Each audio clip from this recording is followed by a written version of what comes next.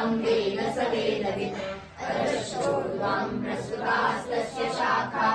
गुणप्रवृद्धा विषयप्रवालाः अधश्च मूलान्यनुसन्ततानि कर्माणि बन्धीनि मनुष्यलोके न रूपमस्येह तथोपलभ्यते नान्तो न चादेव न च सम्प्रतिष्ठा अश्वत्थमेनं सुविरूढमूलम् असङ्गशस्त्रेण दृढेन चित्वा ततः पदं तत्परिमार्गितव्यै यस्मिन् गता न निवर्तन्ति भूयः